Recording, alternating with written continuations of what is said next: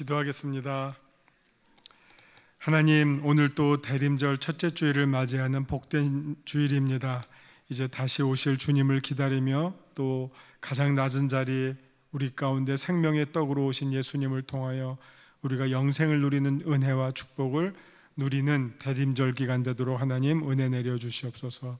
오늘도 또 요한복음의 말씀을 공부할 때 주님께서 말씀하여 주시고 가르쳐 주시고 깨닫게 해 주셔서 그리스도를 아는 지식이 우리로 하여금 영생에 이르는 은혜를 누리도록 하나님 도와주시옵소서.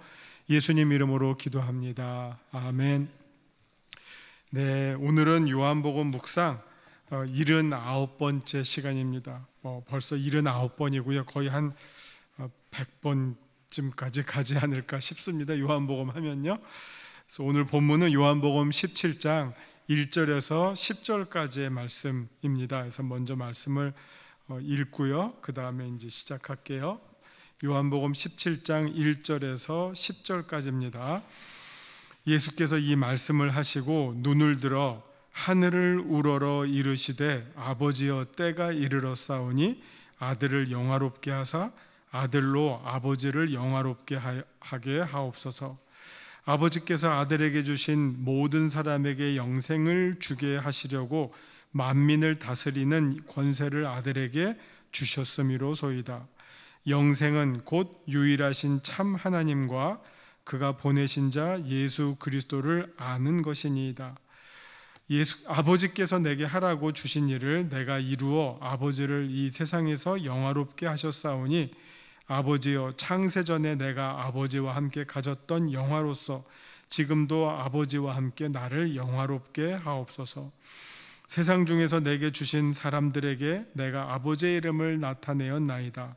그들은 아버지의 것이었는데 내게 주셨으며 그들은 아버지의 말씀을 지키었나이다. 지금 그들은 아버지께서 내게 주신 것이 다 아버지께로부터 온 것인 줄 알았나이다. 나는 아버지께서 내게 주신 말씀들을 그들에게 주었사오며 그들은 이것을 받고 내가 아버지께로부터 나온 줄을 참으로 아오며 아버지께서 나를 보내신 줄도 믿었사옵나이다. 내가 그들을 위하여 비옵나니 내가 비옵는 것은 세상을 위함이 아니요 내게 주신 자들을 위함이니이다. 그들은 아버지의 것이로소이다. 내 것은 다 아버지의 것이요 아버지의 것은 내 것이온데 내가 그들로 말미암아 영광을 받았나이다. 아멘. 말씀 요점을 보고 시작하겠습니다. 오늘 말씀 요점은요, 예수님의 기도 장면이 소개됩니다.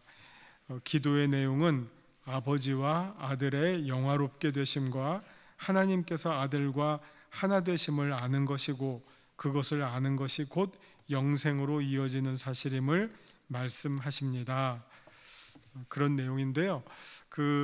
오늘 본문은요, 공간복음서로 말하면 겟세마네의 기도에 해당되는 거예요. 그래서 요한복음에서는 겟세마네의 기도가 등장하는 대신 지금 이 자리에 17장에서 예수님의 기도가 소개가 됩니다. 1절에 보시면 예수께서 이 말씀을 하시고 눈을 들어 하늘을 우러러 이르시되, 이게 예수님의 어떻게 보면 전형적인 기도하시는 모습이거든요. 마태복음 14장 19절, 이게 오병이어의 기적을 행하실 때인데요. 이 오병이어 기적도 사복음서에 전부 나와 있는데요. 그때의 장면을 아주 구체적으로 소개하고 있는 게 특별히 마태복음이에요. 마태복음 14장 19절을 보면 이제 무리를 명하여 잔디 위에 앉히시고 떡 5개와 물고기 2마리를 가지사 하늘을 우러러 축사하시고, 이게 그러니까 이거가 되겠죠. 제가 이제 표현하면 이렇게 되는 거예요. 기도는 누구에게 합니까? 하늘에 계신 우리 아버지에게 하죠. 하나님께 하니까 우리의 기도의 기본적인 이 제스처가 이런 식으로 기도하게 되죠. 이렇게 기도하는 건 아니죠, 그렇죠? 물론 이렇게 할 때도 있지만 이거는 이제 자세가 이렇고 머릿속은 이제 하나님을 향하니까 그 동작과 연결해서 한다면 아마 이런 기도가 예수님께서 보여주신 기도의 모습이라고 생각합니다. 그렇게 기도하시면서 이제 때가 이르렀사오니 아들을 영화롭게 하사 아들로 아버지를 영화롭게 하옵소서. 이 요한복음을 이제 우리가 지금까지 쭉 공부해 왔습니다. 근데 요한복음을 쭉 읽으실 때마다 거의 매주마다 반복되는 특징이 있어요. 저도 옛날에 요한복음을 많이 읽었고 그랬지만 또 요번에 이렇게 또 요한복음을 강의를 하다 보니까 저도 이제 다시금 새삼스럽게 읽고 또 나름대로 또 한번 생각하게 되는데, 읽으면서 어떤 생각이 이렇게 드냐면은 이 요한복음만큼 소위 삼위일체론을 집중적으로 소개하는 책이 있던가? 다른 말로 하면 요한의 신학이야말로 삼위일체론의 보고다. 이 삼위일체론이 정말 구약에서부터 신약 마지막까지 다 흩어져 있지만 그 흩어져 있는 가운데 요한의 신학만큼, 요한복음과 요한 1, 2, 3서 그리고 요한계시록만큼 삼위일체론을 이렇게 분명하게 강조하고 있는 책이 있을까 하는 거죠. 우리 매주 보면 일단 기본적으로 무슨 내용이 계속 반복이 됩니까? 아버지와 아들이 하나다예요. 한마디로 말하면 아버지와 아들이 하나다. 이거는 쉽게 말하면 이위일체론이죠. 이위일체론. 삼위일체론이 그냥 이렇게 완결편으로 뚝 떨어진 게 아니라 사실 삼위일체론을 해부하면 이위일체론이 서로 엮여 있어요. 제일 대표적인 게 아버지와 아들이 하나다. 그리고 아들과 성령이 하나다. 우리 이미 앞에서 12장부터 14장까지 보혜사 성령님과 예수님이 어떻게 하나인 것이 또 나오죠. 그러면서 또 성경 전편에 흐르는 것이 성령은 아버지의 영이면서 또한 아들의 영이시기도 해요. 그러니까 이게 이위일체론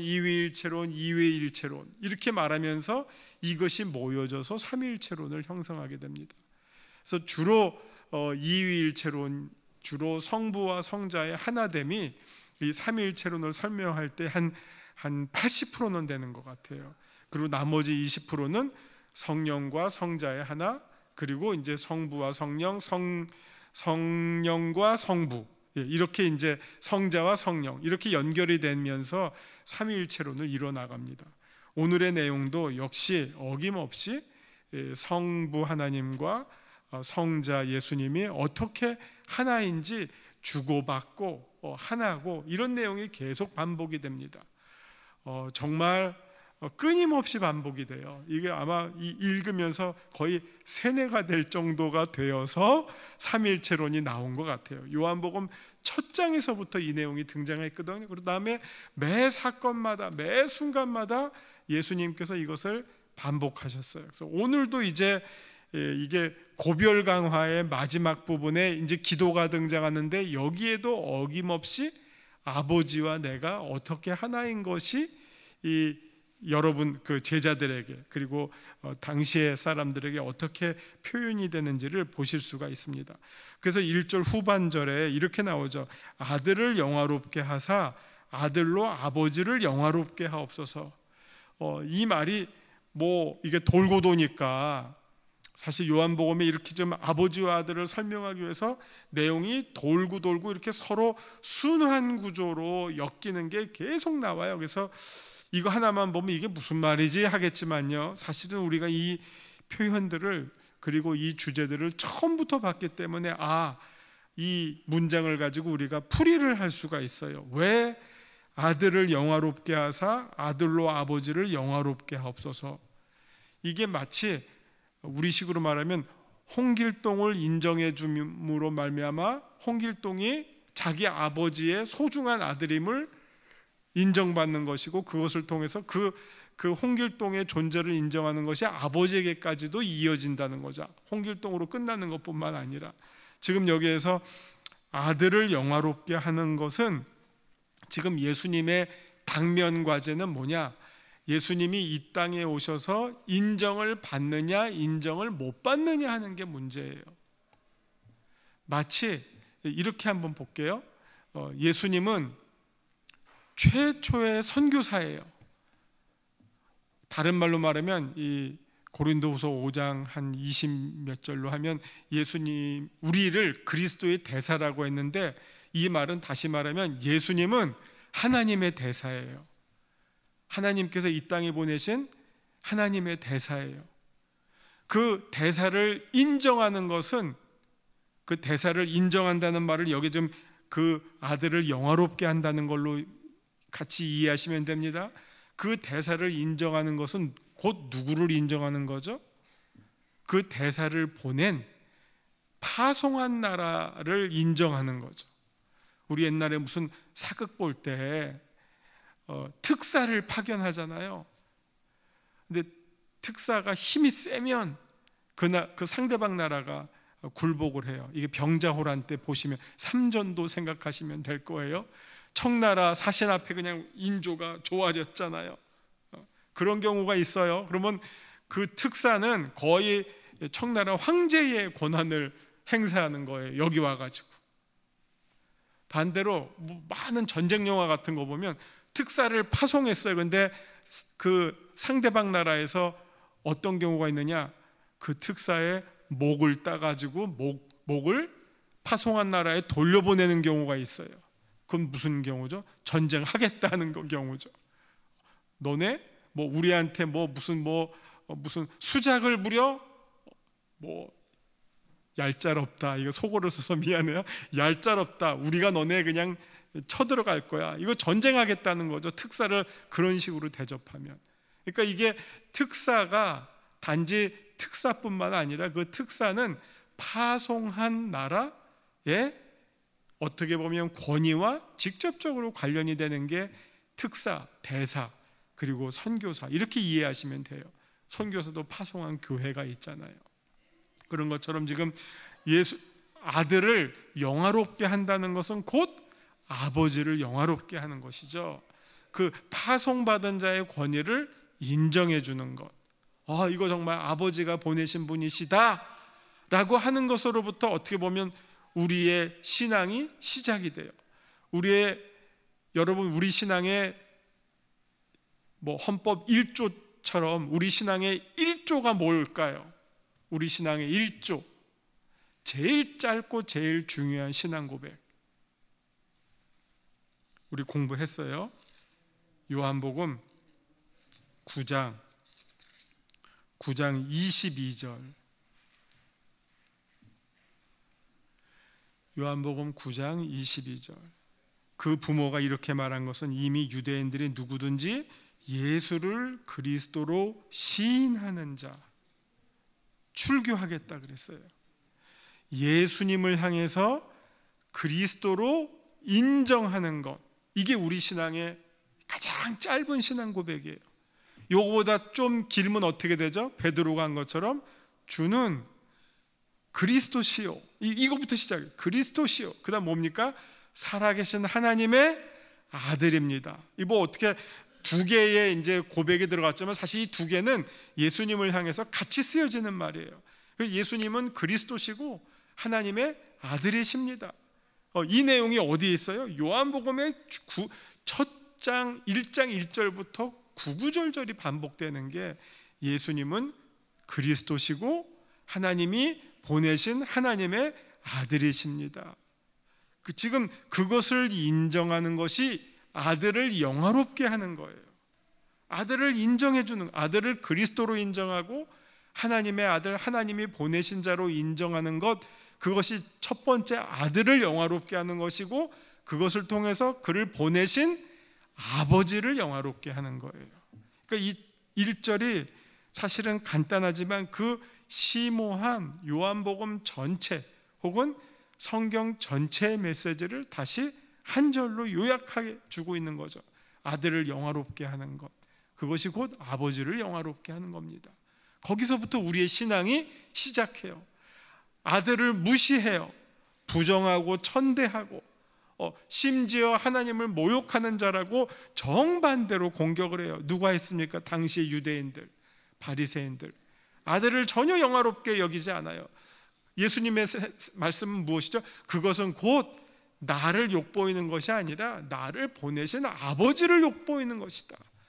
그래서 예수님께서 모든 행동을 하실 때마다 표적을 나타내실 때마다, 아니면 말씀을 전하실 때마다 이 말은 내가 하는 것이 아니라 아버지가 보내셔서 하는 말이고, 이 행동은 내가 하는 것이 아니라 아버지께서 시켜서 하는 일이다라고 해서 언제나 예수님은 자신의 사역과 말을 아버지와 연결시켜서 설명해 주셨어요.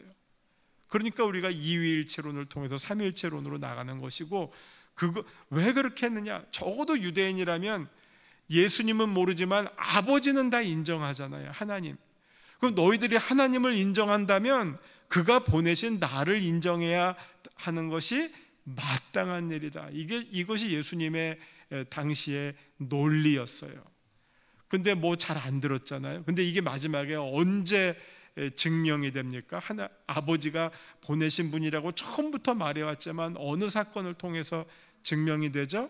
그게 바로 부활과 승천이에요.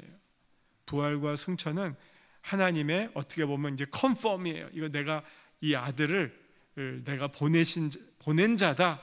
왜냐하면 십자가가 사람의 눈으로는 예수님이 실패처럼 끝났지만 이게 완전히 대반전이 일어났죠. 버림을 받아서 십자가에서 죽은 것 같았으나 다시 하나님께서 그 죽은 자를 살리셨다고 하는 것은 이 자가야말로, 이 예수야말로 내 아들이고 내가 보낸 그리스도다, 메시아였다 하는 것을 하나님 스스로 입증해 주시는 사건이었다는 겁니다. 자, 2절, 아버지께서 아들에게 주신 모든 사람에게 영생을 주게 하시려고 만민을 다스리는 권세를 아들에게 주셨음이로소이다. 지금 아버지께서 아들에게 온 세상을 다스릴 권세를 주셨다라고 말씀해요. 원래 아버지에게 속했던 사람까지도 몽창 아들에게 주었고, 이 아들에게 온 세상을 다스릴 권세를 주셨다. 이것과 상응하는 말씀이 요한복음 5장에 이미 나왔어요. 어떻게 표현이 됐냐면요, 요한복음 5장 22절, 23절, 24절, 이것과 어떻게 보면 상응하는 본문이 되겠어요. 모든 권세를 주셨는데 모든 권세 중에서 사실 우리 살다가 여러분, 우리 권한의 최종 권한은 누가 갖고 있습니까? 우리 사법제도에서 대법원이 가지고 있죠. 뭐 1심, 2심 상고하면 대법원이죠. 우리 인생에 대해서는 최후의 심판권이 최고의 권한일 거예요. 밑에서 뭐 이런저런 판단이 있다가도 궁극적으로 마지막 심판의 권한을 누가 행사하느냐? 그가 절대자죠. 그걸 요한복음 5장 22절에 이렇게 또 예수님께서 말씀하셨어요. 아버지께서 아무도 심판하지 아니하시고 심판을 다 아들에게 맡기셨다. 그래서 우리가 어떻게 신앙 고백합니까? 산 자와 죽은 자를 심판하러 다시 오시리라. 누가? 성자 예수 그리스도께서.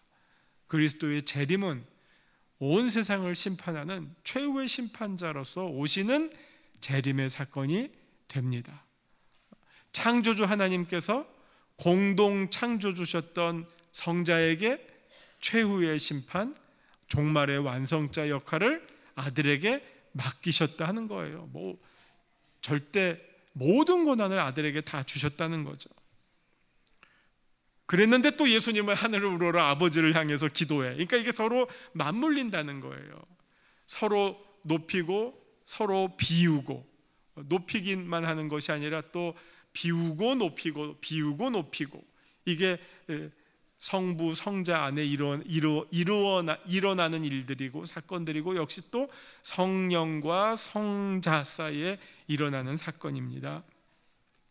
3번, 영생은 곧 유일하신 참 하나님과 그가 보내신 자 예수 그리스도를 아는 것입니다. 지금 하나님께서 아들을 왜 보내셨어요? 우리를 구원하시기 위해서. 그래서 우리를 구원하시기 위한 유일한 프로그램이 그 아들이에요. 독생자 아들을 이 세상에 보내신 거예요. 그래서 누구든지 저를 믿는 자는 멸망치 않고 영생을 얻게 하려 하시기 위해서 아들을 우리 가운데 보내신 거예요.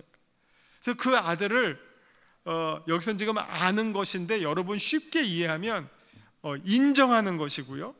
맞다, 이 아들이야말로 하나님께서 우리를 구원하시려고 보내신 우리가 유일하게 영생을 얻는 길이다 하는 것을 인정하는 것, 아는 것, 그리고 우리식으로 말하면 믿는 것, 그 외에는 다른 길이 없다는 거죠. 우리를 지으시고 우리를 또 다스리시고 마지막에 우리를 심판하실 그 하나님이 모든 권한을 아들에게 맡기셨기 때문에 그 아들을 떠나서는 우리가 영원히 살 길이 없다는 것이죠. 죽음을 넘어서 영생으로 이를 길이 없다는 것이에요. 간단하게 말씀을 드리면 우리 신앙에서 제가 늘 이렇게 한번 정리를 해요. 우리 이 글자 하나가 다르지만 잘 들으세요. 기독교에서 제일 중요한 교리가 뭐냐? 기독교. 요거는 삼위일체 교리예요. 이것 때문에 기독교가 유대교랑 다른 거고 무슬림이랑 달라요. 매우 비슷하지만 다른 게 삼위일체 신앙. 삼위일체 신앙 안에는 지금 말한 것처럼 하나님만 믿는 것이 아니라 일신론만이 아니라 예수 그리스도도 하나님이시고 성령님도 하나님이시다. 이 세 분이 하나로서 하나님이시다 하는 신앙, 요거는 기독교만이 갖고 있는 아주 결정적인 신앙 고백이고요. 왜 이걸 우리가 삼위일체 신앙 고백을 하냐면 그 안에 지금 영생에 이르는 길이 하나님께서 오직 예수 그리스도만을 통해서 우리에게 가르쳐 주셨고, 또 우리가 그것을 어떻게 믿느냐? 성령으로 아니하고는 예수님을 우리의 주라고 믿을 수가 없어요. 고백할 수가 없어요. 성령께서 우리 마음에 그런 감동을 주실 때 우리가 그것을 믿게 돼요. 그래서 삼위일체 교리가 기독교에는 제일 중요한 교리고요. 이번에는 그리스도인 우리들에게 제일 중요한 교리는 무엇이냐? 그거는 그리스도와의 연합 교리예요. 그리스도와의 연합. 우리가 이 그리스도와 연합하지 않고는 그리스도가 이루신 모든 그 구원의 업적을 우리 것으로 가져올 수가 없어요. 우리가 누릴 수가 없어요. 마치 부부가 결혼함으로 남편께 아내 거가 되고 아내께 남편 거가 되듯이 우리가 그리스도와 연합함으로 그리스도가 이루신 구원의 의를 우리의 의로 가져올 수가 있어요. 그 가져오는 것을 우리가 가져오기 위해서 우리가 막 노력하는 것을 뭐라고 할까요? 그게 바로 믿음이에요. 믿음이라고 하는 것은 우리로 하여금 그리스도와 하나가 되게 하는 위치 에너지, 운동 에너지라고 말하면 딱 맞을 것 같아요. 우리로 하여금 그리스도를 향해서 나아가도록 하는, 어떻게 보면 정향성, 어떻게 보면 오리엔테이션을 딱 정해서 그리스도를 향해서 나아가게 하는 힘, 그게 믿음이에요. 그러면 그 결과는 뭡니까? 그리스도와 하나가 돼요. 하나가 되면 그 하나가 된 또 결과는 무엇입니까? 그게 바로 영생이고 구원이에요. 그러면 누가 우리로 하여금 믿음을 통해서 그리스도께 하나가 되게 끌고 나가 주십니까? 누가 이렇게 드라이브를 해주세요? 성령님이. 이게 우리 신앙의 아주 가장 기본적인 내용이에요. 성령께서 우리에게 우리의 믿음을 통해서 그리스도께 연합하게 하고 그 연합한 결과로 우리가 그리스도가 이루신 그 구원의 열매들을 우리가 다 누릴 수 있게 되죠. 그래서 예수님이 하나님의 아들인 것처럼, 그래서 그 아들과 우리가 연합하게 되면 우리가 하나님의 자녀가 되죠. 그렇죠? 예수님이 우리의 신랑이 되니까 우리는 예수님의 신부들이고, 이게 다 연합을 설명하기 위한 비유들이란 말이에요. 포도나무도 마찬가지예요. 가지가 나무에 붙어 있게 되면 그 가지로서 열매를 맺는 것처럼, 그 열매는 뭡니까? 성령의 모든 열매뿐만 아니라 구원의 열매, 오늘 본문으로 말하면 영생의 열매, 그걸 우리가 누리게 된다는 말씀입니다.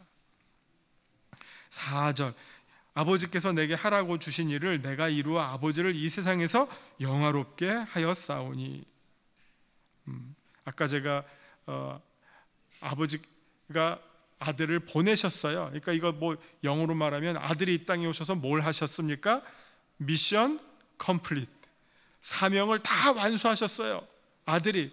그러면 아들이 보냄을 받은 자가 보내신 자의 사명을 완수함으로 보내신 자를 기쁘게 했다는 거예요. 그렇죠? 뭐 내가 심부름을 보냈는데 가서 삐리삐리하고 뭐 제대로 해오지도 못해. 그러면 심부름 보낸 사람이 화가 나죠. 이 어리벙벙한 자식 뭐 일도 잘 못하고. 근데 보냈는데 그 맡겨진 일을 완성을 했어요. 우리 지난주에 보았던 16장 33절 끝절이 무엇입니까? 내가 세상을 이기었노라. 또 예수님께서 십자가에서 뭐라고 말씀하셨어요? 다 이루었다. 미션 컴플릿이죠. 다 이루었다. 그랬더니 그것은 결국 아들을 보내신 분을 기쁘게 하신 거예요. 영화롭게 하신 거예요. 자, 5절. 아버지께서 창세전에 내가 아버지와 함께 가졌던 영화로서 지금도 아버지와 함께 나를 영화롭게 하옵소서. 이게 요한의 신학은 언제나 예수님을 소개할 때 창세전부터 시작해요. 우리 요한복음 1장 1절 아시죠? 태초에 하면서 시작하잖아요. 말씀이 있었다. 이 말씀이 하나님과 함께 있었더니 이 말씀은 곧 하나님이다. 태초부터 시작했어요. 재미있는 거는 요한 1서 1장 1절도 똑같이 시작해요. 요한 1서 1장 1절 태초부터 있는 생명의 말씀에 관하여는, 태초부터 있는 생명의 말씀, 예수님, 성자, 우리가 들은 바요 눈으로 본 바요 자세히 보고 우리의 손으로 만진 바라. 이 생명이 나타내신 바 된지라. 이게 성육신이죠. 이 영원한 생명을 우리가 보았고 증언하여 너에게 전하노니 이는 아버지와 함께 계시다가 우리에게 나타내신 바 된 이신이라. 오늘 읽은 요한복음 17장 5절과 똑같은 병행을 이루는 말씀이에요. 17장 5절과 요한일서 1장 1절부터 3절 1장 1절 2절 똑같은 내용이에요. 그 다음에 결국 3절 4절 이어지는 내용도 지금 17장의 내용이 계속 반복이 되고 있습니다. 자, 6절. 세상 중에서 내게 주신 사람들에게 내가 아버지의 이름을 나타내었나이다. 예수님께서 하셨던 그 미션이 무엇이었느냐? 아버지의 이름을 나타낸 것이었고, 그들은 아버지의 것이었는데 내게 주셨으며 그들은 아버지의 말씀을 지켰나이다. 그렇죠? 그래서 우리 중간에 예수님께서 새 계명을 주신 것을 기억하실 것입니다. 지금 7절. 지금 그들은 아버지께서 내게 주신 것이 다 아버지께로부터 온 것인 줄 알았나이다. 이때 지금 알았나이다가 두 가지의 의미가 있다고 그랬어요. 지금 알긴 알아요. 그러나 아직 완전히 아는 건 아니에요.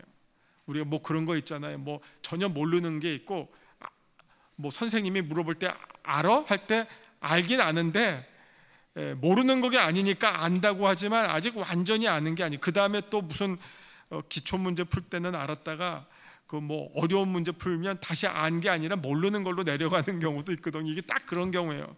지금 안다. 너네 안다. 일단은 알아요. 그러나 언제 궁극적으로 압니까? 부활하신 예수님을 만난 다음에, 그리고 마가의 다락방에서 성령 강림 사건을 경험하면서 그때 성령께서 내가 너에게 말했던 모든 것들을 생각나게 하리라. 그때 완전히 알게 되는 거예요. 그때가 되기까지는 지금은 아직 알지만 부분적으로 아는 거예요. 8절. 나는 아버지께서 내게 주신 말씀들을 그들에게 주었사오며 그들은 이것을 받고 내가 아버지께로부터 나온 줄을 참으로 아오며 아버지께서 나를 보내신 줄도 믿었사옵나이다. 똑같은 겁니다. 믿고 알지만 아직 완전히 알고 믿는 건 아니고요. 적당히 알고 믿는 거예요. 뭐 이런 건가 보다, 이 정도예요. 9절. 내가 그들을 위하여 비옵나니. 이게 그래서 지금 예수님의 마지막 제자들을 향한 기도입니다. 내가 비옵는 것은 세상을 위함이 아니요 내게 주신 자들을 위함이니이다. 그들은 아버지의 것이로소이다.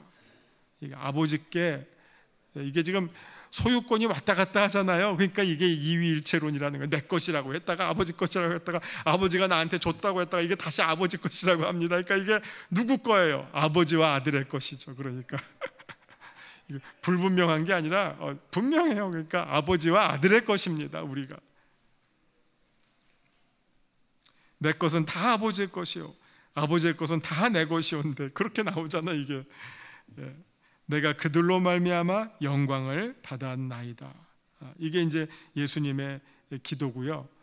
특별히 이 해피엔딩이죠. 정말 그들로 말미암아 영광을 받았습니다 하면서 아버지께 이 땅에 오신 예수님의 사역을 마치는 그런 기도를 아버지께 드리는 장면이 되겠습니다.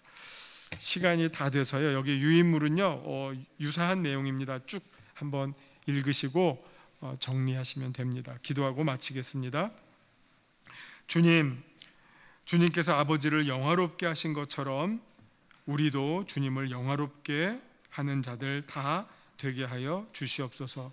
우리의 삶의 궁극적인 목표가 칼빈의 신앙 고백처럼 오직 하나님께만 영광을 솔리 데오 글로리아 이 말씀을 가슴에 품고 사는 저희들 되게 하여 주시옵소서. 예수님 이름으로 기도합니다. 아멘.